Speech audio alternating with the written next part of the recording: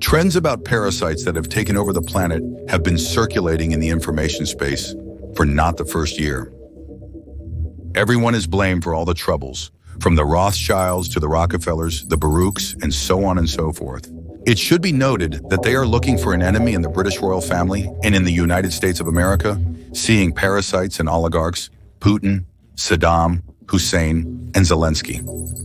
Someone blames everything on mega corporations, like yes, even their local mayor or neighbor.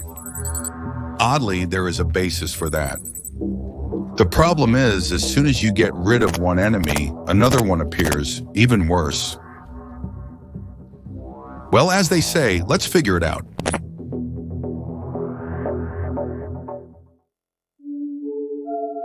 Hello, you are on the Epic of Distrust channel with Mikhail Kalmykov. This video was conceived by me a long time ago, even before the release of the very first video. However, it was always postponed because, although it is also related to the other videos of the unified picture of the world, there were always more interesting topics. The topic of the source of evil in our world was successfully developed by other channels. However, recent events in the world forced me to make this video now. Undoubtedly, I agree with those who say that our world is ruled by far from the best people. And of course, we need to fight evil. However, in order to fight it, we need to at least see it. Agree, without seeing the opponent, you will be striking anywhere but the target. And everything I see now on the internet and in the world in general speaks of one thing. No one, not a single person, sees this enemy. And that's why everyone is self-righteously blaming each other for all mortal sins. This topic is very complex, so I can't divide it into several films. I hope that the next subscriber will guess to watch the previous film, so I will have to convey my main thought in one big film. Well, get ready. If you still thought you knew where the bottom of the rabbit hole is, we're going to probe it now. Ready, let's go.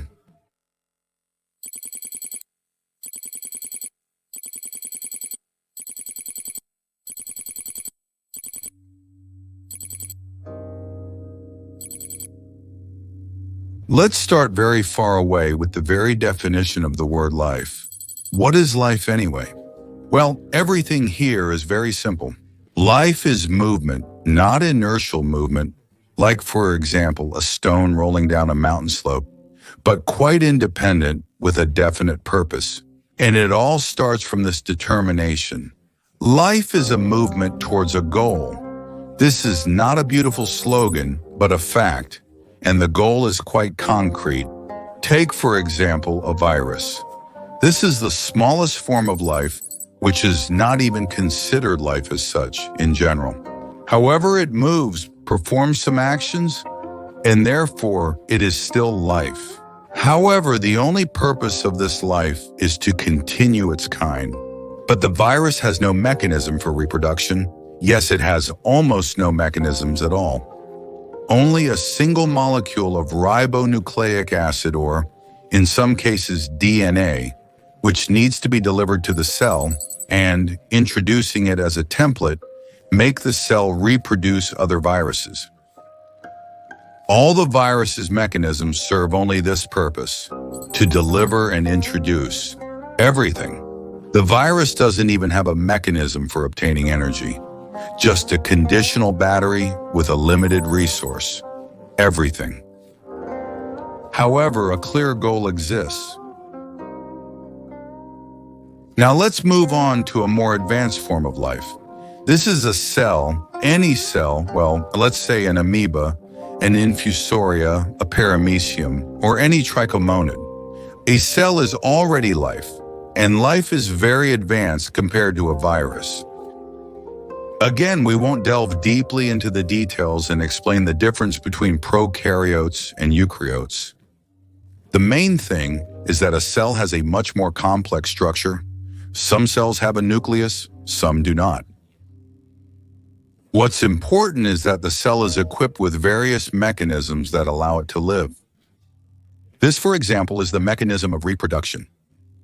But for reproduction, energy and material are needed, which means that in every cell there is also a mechanism for obtaining and accumulating material and a mechanism for obtaining energy. There is a motor mechanism that drives movement, for example, cilia or flagella. There is even an analytical mechanism, a kind of microprocessor that controls and synchronizes all other mechanisms. It makes decisions on where to go or swim, what to eat and what not to eat. It analyzes the external environment and chooses where there is food and where there is danger. And all this together requires energy for its work. That is, essentially, the task remains the same: to continue its existence and prolong its lineage. But now a second task comes to the surface: the extraction of energy and resources for the construction of a new organism. Without it, no other task can be accomplished. Now, every increasingly complex organism simultaneously expands the number of cells and the number of mechanisms to control them as it grows. Energy distribution mechanisms appear, and the multiplication mechanism also expands its functionality. Now, in addition to duplicating the entire organism, mechanisms for duplicating or restoring individual cells within the organism are added. The mechanism for replacing worn-out cells with new ones is introduced. And that means more and more energy is needed, as well as more and more building material resources. Upon reaching certain sizes, the organism needs so much energy and materials for multiplication that it can no longer obtain it in the required amount without breaking away from production. The process of multiplication by budding no longer suits.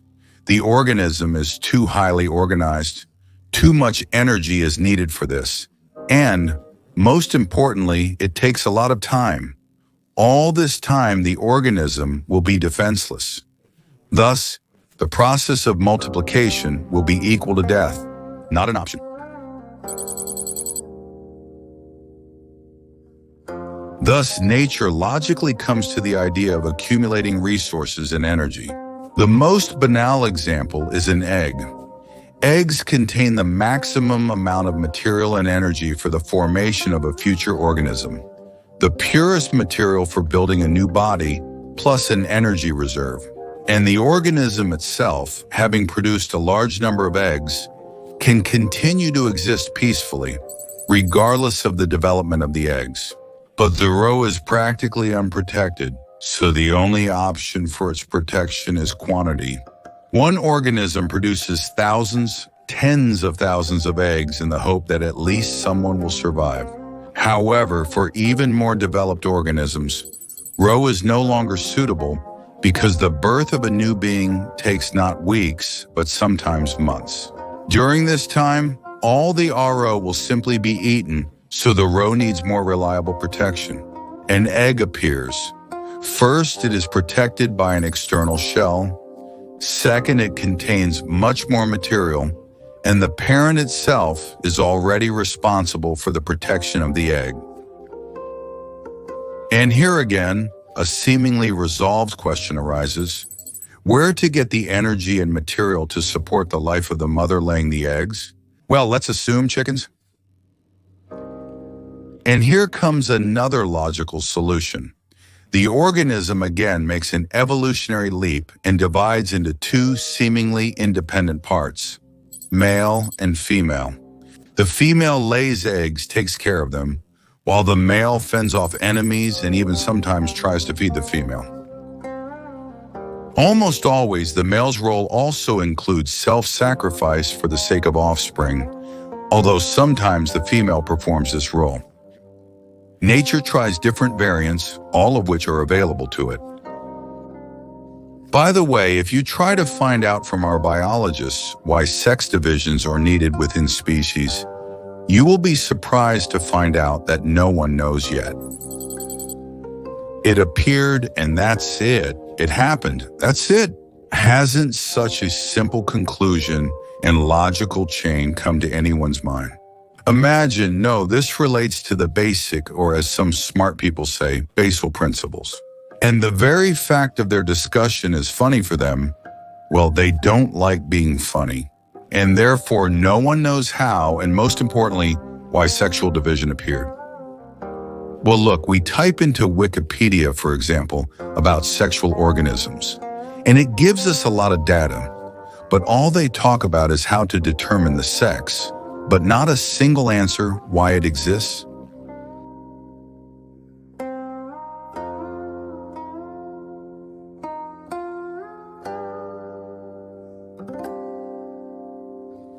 Or we type in the query sexual selection. We see Darwin's theory, Fisher's theory, Handicap's theory, but they all come down to one thing: that nature has introduced different sex in higher animals, just to compete, to show who has what is better, bigger, or more colorful. No, of course, competition is an important factor. We will talk about it more than once, but it is not a determining factor. It is not the cause of gender division. It does not convincingly show its necessity, and the answer lies on the surface. From this moment on, the living organism consists of two almost independent parts: the female, responsible for reproduction, and the male, responsible for protection and material energy provision of the female part.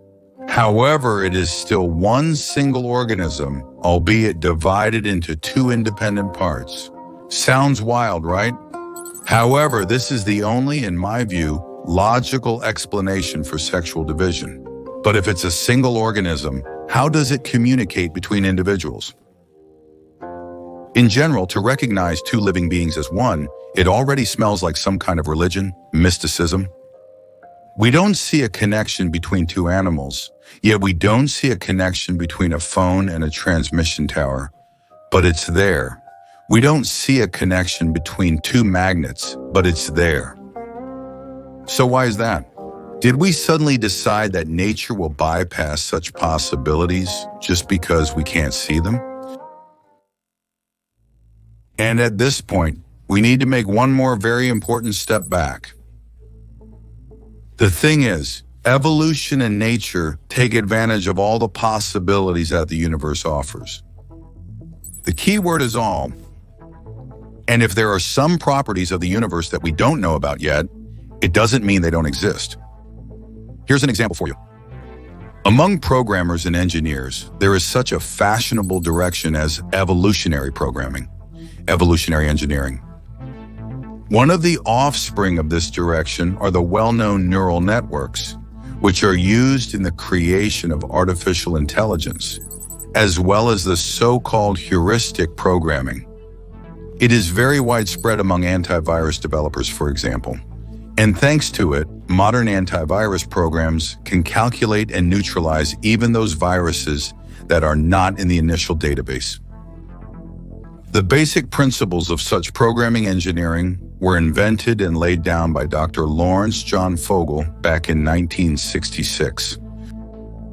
However, they are experiencing explosive growth right now. But why did I remember him now, and why? From the early stages of the development of evolutionary programming engineering, scientists began to encounter seemingly inexplicable phenomena, following which steps the program chooses to perform its tasks. For modeling, for example, antennas, scientists and developers periodically began to encounter the fact that programs designed or built certain blocks or sections seemingly not materially related to the general structures. But as soon as you remove, cut off unnecessary pieces, details in the device, designed with the help of such programming, stopped working. When these blocks were included again, the device worked again, and much better than the analog built by ordinary human engineers. This speaks to the fact that there are some laws of connection in our physical world that we don't even suspect. Although, how do we not suspect? Religion and mediums as a class have not died out for hundreds of years, but more on that later. So, nature has complicated itself again and divided the organism into two independent parts, the male and the female. We simply consider them different in spirit, but for nature, it's one organism. There are plenty of examples where one partner, having lost the other, begins to wither and die. In other words, starting from a certain point, evolution begins to operate with some connections between entities that are beyond the limits of our perceivable three-dimensional world. This method begins to be used by all higher organisms, regardless of their class affiliation. Insects are the most obvious, but besides them, birds, fish, and other living creatures begin to unite into some colonies, in which each individual knows its role. And even if this role is to be a worker for life or die for its hive, herd, or pride, and the purpose of life remains the same as before. The ultimate goal is the continuation of the species, the continuation of the lineage, and hunting and accumulating energy and building materials to ensure these tasks. And finally, we have reached the human. He is built on the same principles as all living beings on the planet and possibly in the universe. Well, by itself with an adjustment for high organization. A person has a central processor that controls all the mechanisms of supervision and order in the body. This is the hardest task, which takes 95% of all the resources of the brain and spinal cord, including the remaining 5%, it would seem, involved in the thinking process. And many of us are very stressed because of this. Why so little? In fact, this is a huge percentage for the remaining tasks that consciousness solves. And the tasks, among other things, are all the same. Find a mate to continue the species and accumulate resources for this. Don't you believe? Then try to justify any of your decisions, any of your actions with something that goes beyond the boundaries of these two tasks: continuation of the species and accumulation of resources. Perhaps except for art, but that's a separate issue. So, if you think that our consciousness is independent and individual, then you are greatly mistaken. Those remaining 5% continue to perform the same task, searching for a mate to continue the species, searching for food to provide energy and materials for the organism. But since a human being is a very highly organized entity, his needs are immeasurably greater than those of any other living creature on the planet. A person needs a microclimate, which means a home. A person needs warmth in winter and coolness in summer. He needs food. One person is not capable of providing all of this on his own, alone. And even solitude doesn't help him much. The process of bearing a child takes almost a year, 9 months, and after birth, at least another 10 years must pass. Until the moment when a small person can be given at least some responsible task, and ideally, a minimum of 15 years should pass. And all this time, 1, 2, or 3 children need to be fed, watered, cared for, taught, protected, and clothed. This is an insurmountable task for 2 individuals. And here comes the new extension of the family organism. Grandmothers and grandfathers begin to perform the function of teachers, easing the task for parents. The family becomes a single organism, connected to each other, sometimes even by some mystical ties. Remember what I said about evolutionary programming, but even that's not enough. In the end, families and tribes form virtually all highly developed beings, and man is no exception. Well, for example, tigers, wolves, bears, even some geese or horses. In a larger society, more roles and functions appear, which each individual performs.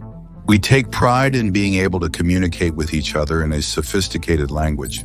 However, birds and fish, insects, and even wolves do not need speech. They are originally united by some invisible laws for us into a single organism. However, a person needs even more energy and materials for development.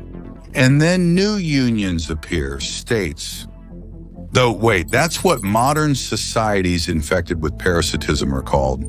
What they were called before, I personally don't know. That's not important. Let's say just people or a city-state.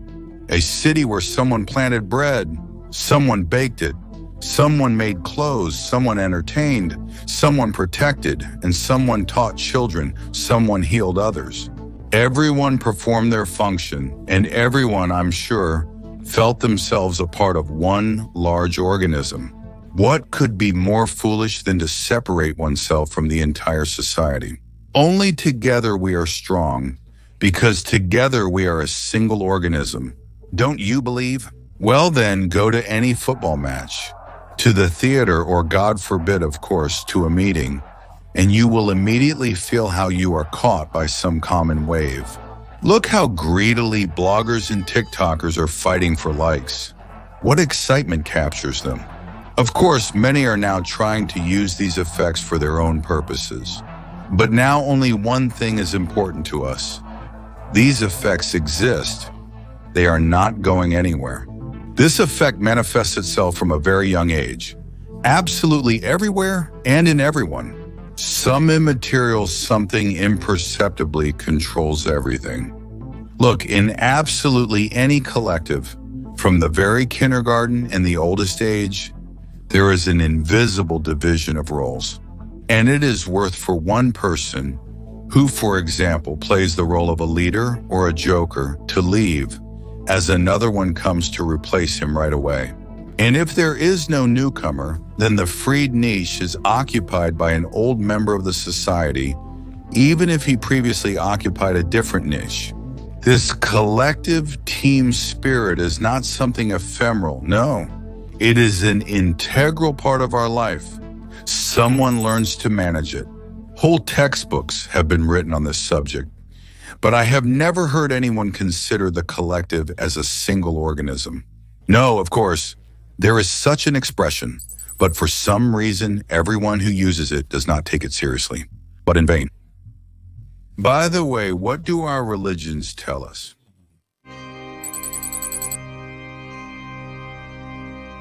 Let's digress a bit. Believe me, it's interesting.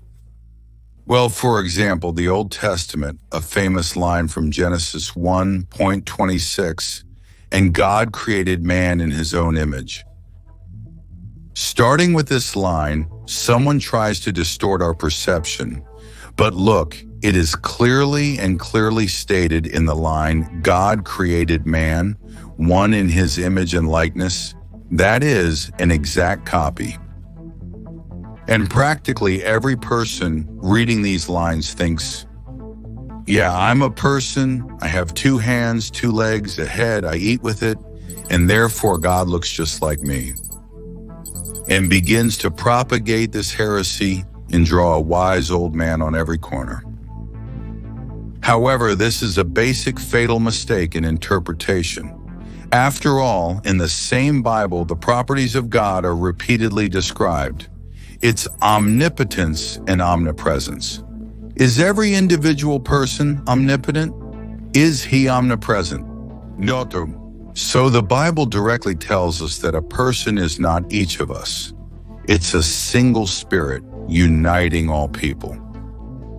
By the way, here's the answer to the question why the word person is always singular and the word people is plural. People are separate parts of a single organism called a person. Maybe you think I misunderstood something? Well, then let's turn to the Quran, the so-called Surah Al-Ma'idah, Surah 5, verse 32. Whoever kills a person not in retaliation for murder or spreading corruption, then it is as if he has killed all people, and whoever saves a person's life, then it is as if he has saved the life of all people. You can talk as much as you like about the manifestation of humanism in this verse, but it is clearly stated there. Whoever kills others kills himself, just like the rest of humanity. This is a direct hint that all people are one single organism. By the way, why in this same verse is murder equated to a mortal sin and dishonesty? Such seemingly incomparable sins and such a harsh punishment? But a murderer, that's understandable. A cancer cell that destroys other cells of the body, it needs to be destroyed. But why dishonesty? That is, dishonesty is implied. Many perhaps understand this as disbelief or heresy, and they happily rush to kill all the heretics. However, let's not just look at interpretations, but at the original. In the original text of the Quran, this word dishonesty sounds like fasud. This is a word that has several meanings, for example, medical. That is literally a gangrene infection of the body, causing its part to rot. That's all well and good, but how do you recognize what's rotting and what's not? And here the most accurate and straightforward translation of the Arabic fasad into Russian helps us.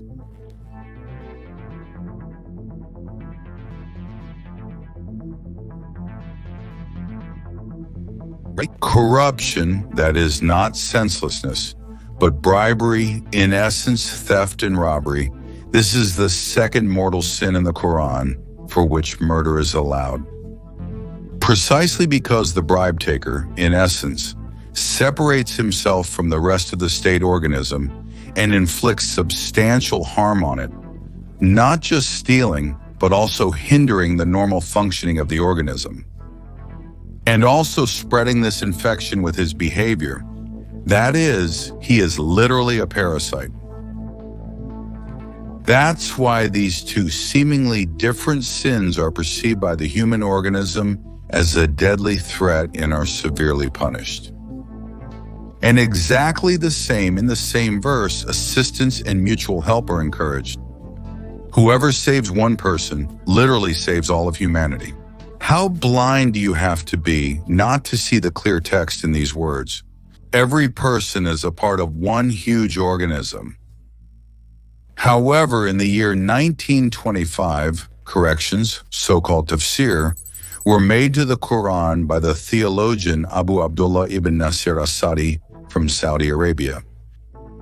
And in the end, the word fasad, corruption, bribery, thievery, was replaced with another meaning of it: decay, dishonesty. And from that moment on, sanctioned murder was spread to heretics, non-believers, and apostates. That is, they deliberately pulled by the ears for what? Yes, because by that time, Britain had been trying to gain control over the Middle East for 50 years. However, the Russian Empire was hindering this and was helping the Arab people. After the end of the First World War and the fall of the Russian Empire, Britain, with the help of the League of Nations, decided that Arab countries should not govern themselves and granted itself a mandate to govern Iraq, Palestine, Transjordan, and so on. Naturally, the Arabs were against this, and the young Union of Soviet Socialist Republics once again offered them support. That's when this interpretation appeared, turning our allies into our enemies.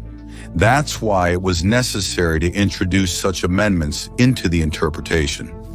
Everything is wrong with just one misinterpreted word, and they turned Muslims into religious fanatics, wishing to kill all infidels. However, part of the original meaning was still preserved, and the concept of dishonesty continued to spread even among the grave robbers. But let's do it once more. If by filth you mean dirt, then it can simply be washed off. Why kill it right away? You wouldn't cut off your own hands just because they got dirty. They can simply be washed. And for the most part, it absolutely doesn't matter to you whether some tiny cell of yours believes in you or not. The main thing is that it performed its role, lived in harmony with the rest. The main thing is that you believe in your cells. But if it starts to steal the resources of the organism, which are obtained by the joint effort of other cells, then it turns into a cancerous tumor, a parasite that needs to be destroyed. In this case, no interpretations are needed. Everything is extremely clear and open. There would be no need to come up with any unreasonable explanations.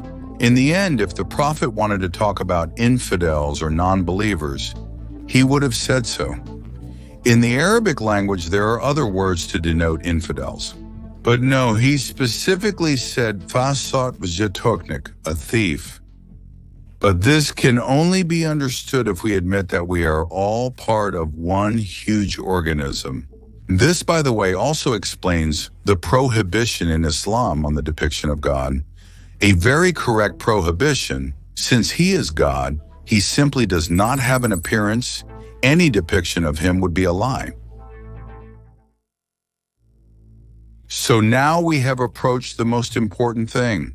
First, a person is not one specific individual, but a huge mega-organism aimed at accomplishing a task. Second, the task has not changed at all for thousands and millions of years.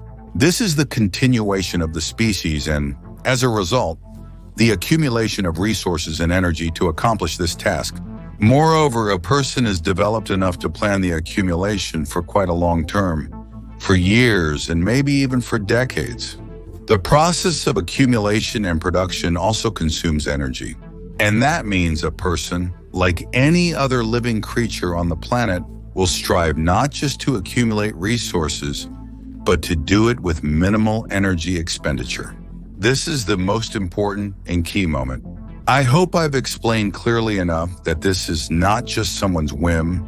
It's a basic, insurmountable instinct of any living creature. Accumulation of the maximum possible amount of resources with minimal energy expenditure. Well, if you're an adult, then you've definitely worked somewhere. Or even, God forbid, you're working now. And this means that you are familiar with the concept of a labor collective. Let's take a classic construction labor collective. Each of us has encountered them, and therefore each has seen from their own experience how as soon as you turn a blind eye, the builders start actively slacking off. You might get the impression that they are deliberately harming you, but no, it's much simpler than that. They perform tasks at an accelerated pace, reducing their own energy consumption for the quickest possible resource acquisition. Some of us have encountered programmers, and you also know how they work.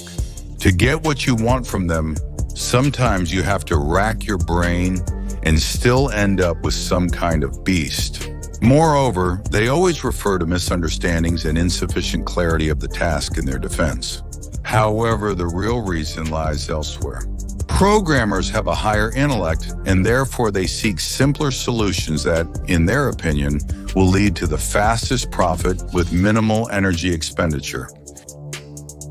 These were just two examples, but now we will get closer to them, since we have now fully approached the main theme of the video, the root of evil on our planet. So, imagine that you need to destroy or sabotage such a mega organization. It's not as simple as it seems. A regular person can be killed, but that's just one cell of the mega organization, not the right scale. I hope my viewer is sophisticated enough and knows the theory of the golden percentage, thanks to which the money mass on Earth is constantly growing along with inflation and external debt. I don't want to delve into details in this video, showing all the harm and destructive power of this percentage, affecting our civilization, simply because I don't want to drag out the video. And if you're interested, just search the internet or on my colleague's Global Question channel.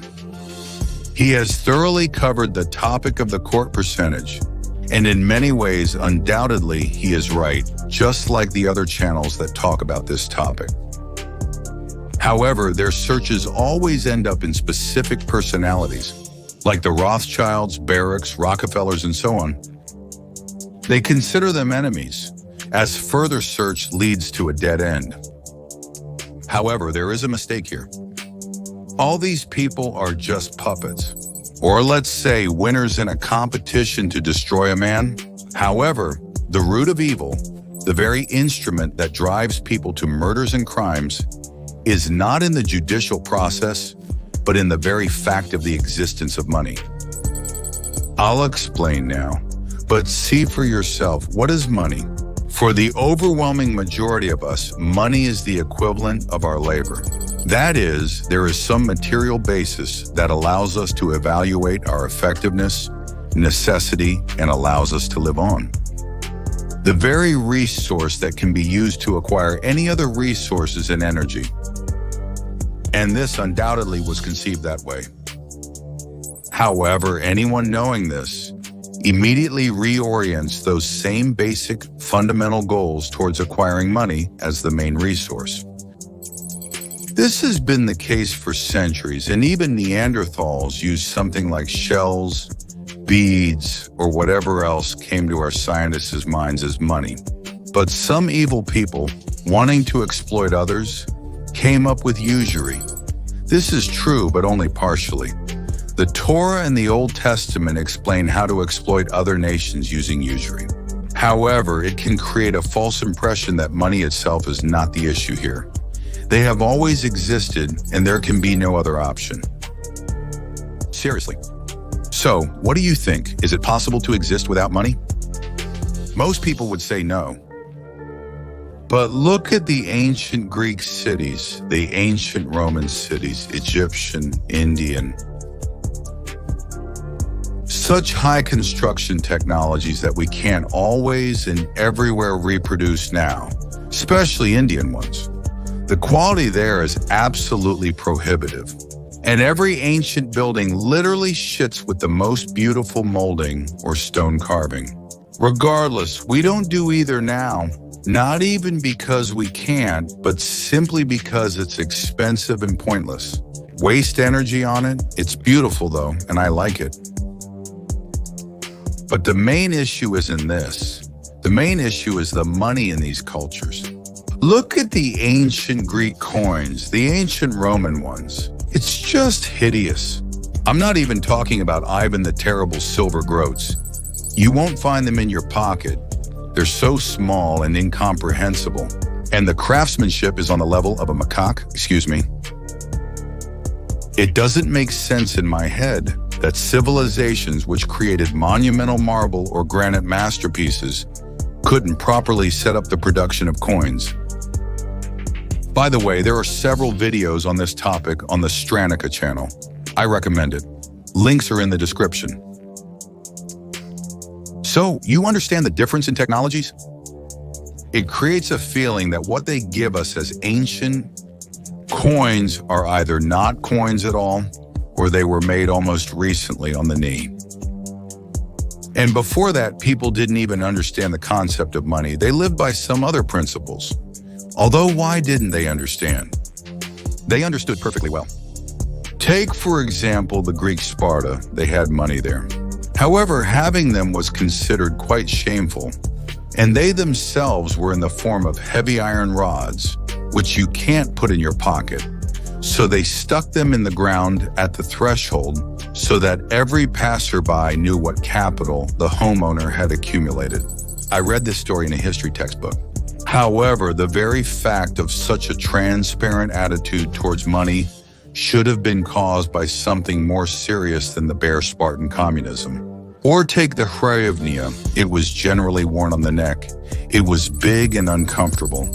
And to pay, they broke off a piece. So the word ruble appeared, ruble. But conversely, you can't collect a hryvnia from rubles. This again proves that money was introduced almost forcibly, and at first no one even understood exactly how to use it. They were introduced, breaking people's psyche through the knee, literally forcing people to accept this system against those who actively resisted. Yes, read the Torah or even the Bible. Usury is a sin, and at the same time a way to conquer other nations. That is, people perfectly understood the danger of money, unlike us, and yet they still introduced it. So what is their danger? It's precisely in the fact that they are considered a universal exchange resource, which can be used to acquire everything else. On one hand, it seems like a call to boost the economy, but there's also another side to it. Remember, I gave you an example with builders or programmers, and both were struggling, trying to apply as little effort as possible to quickly get their universal resource, money. I'm sure everyone has acted like this at least once, and most likely constantly. What kind of production development and progress is this? But these are just flowers. They are called not only by the presence of money, but also by the separation from the rest of society, egotism, which is propagated from every corner. Separate from your parents, be independent from your husband or wife. Your parents have no right to raise their voice at you, and so on and so forth. The single human organism at the etheric level begins to divide, to break down into separate components, into tiny cells of people, each of whom, among other things, has its own brain, and the same notorious basic task to accumulate resources. Then everything is simple. Each begins to solve this problem in his own way, individually, separating himself from society. Sooner or later, it comes to the most logical and simple method. That is, to acquire as many resources as possible with the least expenditure, which is literally on the surface. This is deception, robbery, murder, theft. This is how parasites are born. These are not some aliens. These are us with you, but only those who do not consider themselves part of the rest of society. And the more a person is cut off from other people, the more this person turns into a monster. He is already starting to spit on his peers, on his country, even sometimes on his relatives, because he needs to accumulate resources and energy for a long time, and he can no longer hope for help from the side. And it's very naive to think that no normal person would think of this. No, everyone will think of it, and that's why they need to be somehow restrained. Punitive measures and laws, morality, ethics, rules of behavior in society, capital punishment, in the end, all these are restraining factors for the overwhelming majority, but not for everyone. Especially cynical people spit on laws and steal, rob, and kill. Even in China, where control over this is strictest, and the less control, the weaker the punishment, the more rampant banditry becomes. By the way, that's exactly why our country back in the 90s, after the collapse of the Union of Soviet Socialist Republics, was first obliged to abolish the death penalty. And look how many oligarchs we got all at once. We are a smart people after all. After the death penalty was abolished, unknown puppet masters methodically continue to strike precisely at those points that are called to preserve unity. They are disintegrating society, removing morality, making children turn on their parents, forcing families to break up. It becomes fashionable to leave after the wedding from the parental home, leaving their ancestors to die from their own uselessness. But inside young families, there is also a split. Equality between man and woman disorganizes the organism, dividing the family into two incomplete parts. Well, the propaganda of lesbian, gay, bisexual, and transgender, and other unnatural ways of intercourse speaks for itself. In fact, people who succumb to this disease die out because they do not produce offspring. Well, look at the Western world. The split within society has perhaps reached the peak of its madness. All sorts of monstrosities are being welcomed. Parents are not held accountable for anything. Blood is pouring out of every movie. All this devilry is programming the younger generation for self-destruction. We also have propaganda slowly but surely taking its toll. Ask any woman in our country, why aren't you giving birth? And the answer will almost always be the same. I don't want to bring poverty into the world. And this is in a country that has significantly improved its standard of living over the last 20 years. But no, in every advertisement, with every corner, a new program is flying. You are living worse and worse. To give birth, you need a new iPhone and an apartment in Nice. That's exactly how it works. Losing connection with our ancestors, not some mythical, distant ancestors, but those who are right next to our mothers, fathers, grandmothers, grandfathers. Teenagers grow up in the same parasites that they later start blaming for all mortal sins. Meanwhile, the real enemy hides behind the curtain. He simply introduced a monetary system. Everything else is done by our basic instincts, which are embedded in every living being since the time of bacteria. The very existence of money in the monetary system causes banditry, robbery, fraud, and ultimately wars, including possibly nuclear ones, simply because it's easier to steal money than to work. However, the organizing person, the mega entity, part of which we all were, continue to exist, still clings to life. To this day, every person feels a subconscious need to unite, if not into a family, then into a brotherhood, if not into a city, then at least into a team, if not into a planet, then at least into a country. Even if you have abandoned your parents, brothers, sisters, you still feel the need to unite. Even if you are a complete introvert and don't want to see society, it doesn't mean that you can live without it. You are drawn to social networks. Even if you are a troll, it's important for you to be around people. Even if you are a bandit or a thief, you feel the need to join a brotherhood, a gang, a group. Even if you are completely different people and just met on the street. It often happens that your thoughts work in unison and you utter the same phrase without agreeing on it simultaneously. On the street, it's full proof that you are part of the same organism. For example, if you are a man, look at an unfamiliar girl you like. And no matter where she is, she will unconsciously look exactly at you, wherever you are. Yes, among all of us, among all people, there is a connection because we are one organism. This is what logic, evolution, and religion say. But there is a ban on studying this connection. More precisely, it is studied for some reason, mainly for military purposes, exactly as biological weapons are studied. And this is far from all that I can say on this topic, but perhaps the most important. Let's repeat the main idea once again. Any living organism accumulates energy and resources for reproduction. A human is an extraordinarily complex organism, consisting of many parts of people. The emergence and development of each new feature requires a gigantic amount of resources, strength, and time. Decades, therefore, the organism accumulates these resources. If a person separates himself from the rest of society, he has to accumulate resources himself for years in advance. Without money, this is impossible. But having money, a person not only becomes capable of accomplishing this task alone.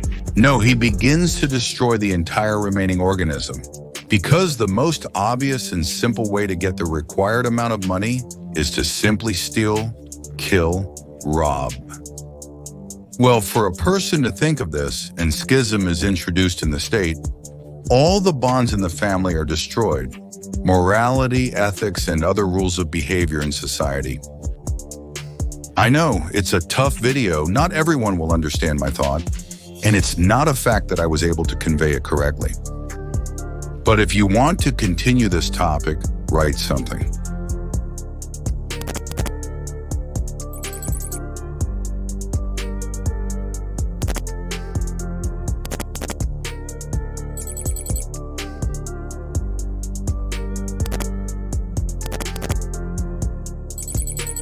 Subtitles created.